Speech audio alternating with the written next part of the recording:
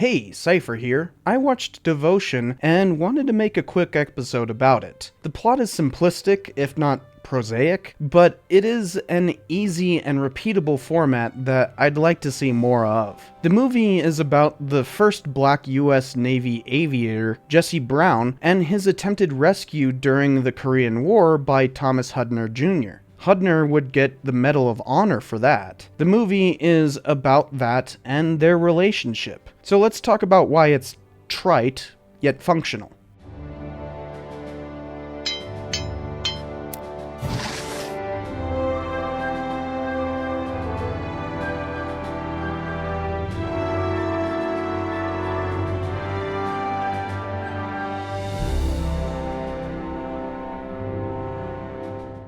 Jesse Brown began college in 1944 and joined the Navy Reserve Officer Training Corps. He started flying a year later as a cadet. At this time, cadets weren't allowed to marry, but he did so secretly anyways. President Truman ordered the armed forces to desegregate in 1948, allowing Brown to become the first commissioned naval aviator and start flying on an aircraft carrier. Now, the Navy had long been integrated, though black people were relegated to subordinate roles for well over a century, at least until Woodrow Wilson segregated them. Wilson! After some white sailors attacked black ones after World War I, the Navy ceased black enlistment until Herbert Hoover allowed it to resume in the last year of his presidency, while still under Jim Crow, which is how the Navy remained throughout World War II, even when in such tight quarters as a ship. That led to a race riot in Guam, making the Navy realize that the policy wasn't good. When Truman ordered desegregation, the Army kinda refused to integrate for half a decade, and the Navy made a half-assed effort. Brown was part of that. But soon a new war began, bringing a need for new officers. Korea flared up in 1950. Northern communists nearly overran the South, so the United Nations authorized a US-led intervention, which was fairly successful. Brown and his comrades aboard the USS Leyte flew missions to support the attack. The coalition pushed North Koreans almost all the way north, but then China joined the war in October, reversing the fortunes of the Marines in the chosen reservoir.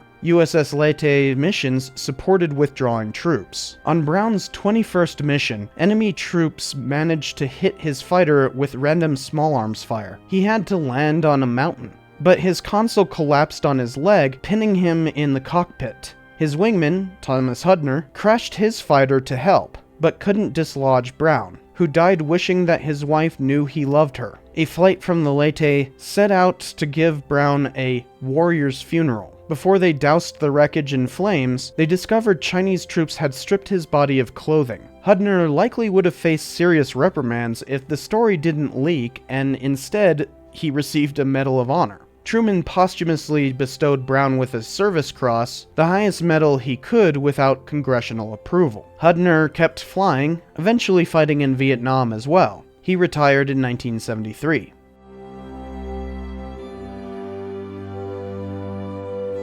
This is a pretty simple story. I added some context about the history of race relations in the Navy, which has a more recent and expanding historiography. As with anything regarding Medals of Honor, the Navy has extensive material on it, including their Heritage Command's multiple histories of it. Since it's a story about flight, there isn't really any information to be gleaned from the enemy's perspective. In 2015, Adam Makos used this material to write a narrative history of it, which gained enough popularity to be made into this movie. I would be remiss if I didn't point out that several women have accused one of the lead actors of sexual abuse. Though he was not convicted, that is a purely legal matter. It doesn't change how I view the film, but it might for others. That's up to you. I care about the narrative, and it works just fine.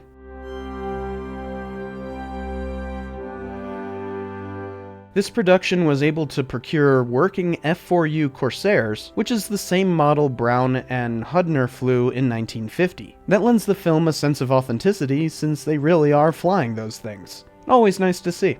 Furthermore, from what I know and fact-checkers having said, the regular workings of the Navy and carrier-based combat during the Korean War conform well with what the movie represents. I like that we see the time that the flight crew met up with Elizabeth Taylor when she was at the Cannes Film Festival. That really happened, though Brown didn't complain about staff mistreating him at a casino. Thank you. You forgot the ginger beer.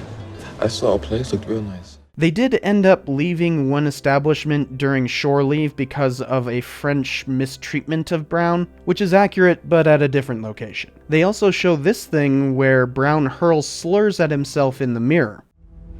Your monkey ass shouldn't even be flying. He really did that. Trying to get at the racial issues of the slowly integrating military at the time is difficult, since Brown was rather exceptional. Bunch of us brothers across the ship been talking. We just want to let you know we see you. Bunch of us chipped in back in Cannes. Tell the brothers I appreciate it. Finally, the whole scene when Brown gets shot down and Hudner accompanies him is quite accurate. You just ruled a perfectly good quest ahead, Lieutenant. I think that's going in the mission report. Of course, why would anyone need to change anything there, since it is just as harrowing as real life? It works well.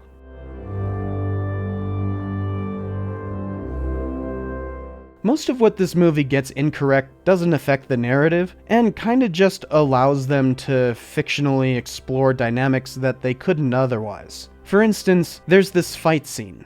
I'm good. I know. Yeah, but you won't be if I'm with you.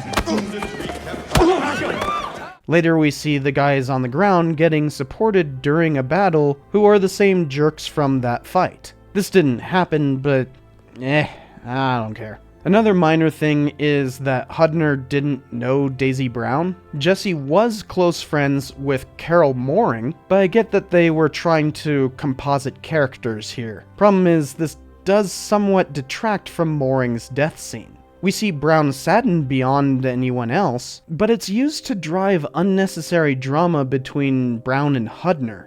Daisy knew Mooring, not Hudner, so that whole scene doesn't work. A particularly annoying one is when they show Brown strafing a bridge against orders. Jesse, stand down! That's an order!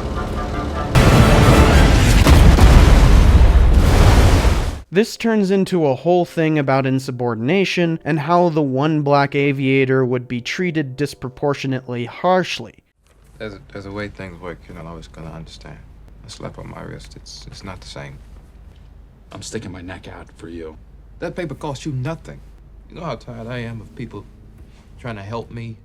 That did not happen. Considering there are 20 missions they could have pulled from, why add anything? Well, they wanted to delve deeper into racial dynamics, so frankly, it doesn't really matter. But it could ruin the movie for some once they know the truth. All in all, there really isn't much wrong here. Yeah, there's some issues that would have made a better movie if avoided, but they really don't affect the narrative all that much. It's a passable film and it works just fine. What made me interested in reviewing it wasn't that, but to show that it is formulaic, and that means something important. You see, it's a Medal of Honor movie. We've only had a few of those. Sergeant York, To Hell and Back, Hacksaw Ridge, and now this. There's plenty of others that depict the acts that led to MOHs, such as Glory, Black Hawk Down, The Last Full Measure, and Gettysburg, but those don't focus on the honorees themselves. What's unique about movies like Devotion is that they are easy to research and to turn into great stories. The research is already done. We've got extensive work on the 3,500 service people who've earned the MOH. As you can see from this, they've all got stories worth telling, and it's really easy to make a movie around them. The Hall of Heroes exists to say to all who come this way, read these names. Sure, this movie was formulaic, almost mundane, but it was good nonetheless. It only cost $90 million to make, and unfortunately, the pandemic and lead actor's scandal ruined its box office revenue. But I believe this is easily repeatable, and hope that it could be profitable. There's literally thousands of these stories to tell. So why the heck are there so few Medal of Honor movies?